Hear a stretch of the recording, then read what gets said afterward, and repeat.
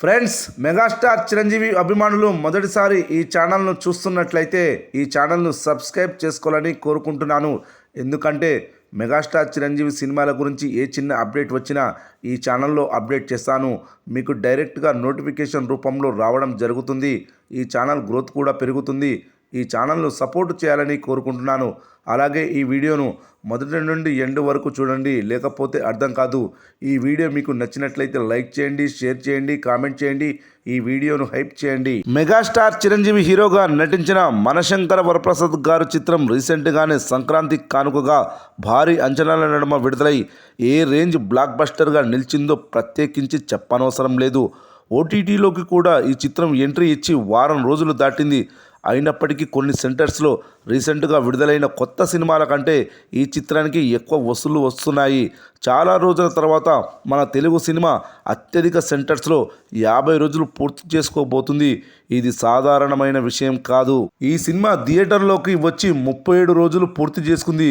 మరి 37 రోజుల్లో ఏ ఏరియాలో ఎంత కలెక్షన్లు వసూలు చేసిందో చూద్దాం. నైజాం ప్రాంతం నుండి ఈ చిత్రానికి 37 రోజుల్లో 48.5 కోట్ల షేర్ వసూలు రాబట్టింది. 50 కోట్ల బెంచ్ మార్కును అందుకుంటుందని అంతా ఆశించారు, కానీ త్రుటిలో తప్పింది. అదేవిధంగా సీడర్ ప్రాంతంలో 24 కోట్ల 30 లక్షల షేర్ వసూలు రాబట్టింది. ఉత్తరాంధ్ర ప్రాంతం నుండి 24 కోట్ల షేర్ వసూలు వచ్చాయి. అదేవిధంగా తూర్పుగోదావరి జిల్లా నుండి 17 కోట్ల షేర్ వసూళ్లు వచ్చాయి. పశ్చిమ గోదావరి జిల్లా నుండి 11 కోట్ల 24 లక్షల షేర్ వసూళ్లు వచ్చాయి. గుంటూరు జిల్లా నుండి 13 కోట్ల 40 లక్షల షేర్ వసూళ్లు వచ్చాయి. కృష్ణా జిల్లా నుండి 12 కోట్ల 15 లక్షల షేర్ వసూళ్లు వచ్చాయి.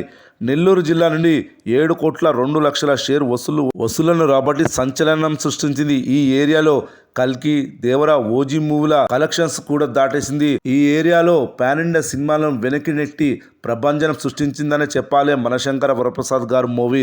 ఓవరాల్గా ఈ చిత్రానికి తెలుగు రాష్ట్రాల నుండి 165 కోట్ల షేర్ వసూలు వచ్చాయి. అదేవిధంగా Karnataka plus rest of India నుండి 14 కోట్ల షేర్, అదేవిధంగా ఓవర్సీస్ నుండి 20 కోట్ల షేర్ వసూలు వచ్చాయి. ఓవరాల్గా ఈ చిత్రానికి 37 రోజుల్లో 203 కోట్ల షేర్, 400 కోట్ల గ్రాస్ వసూలు వచ్చాయి.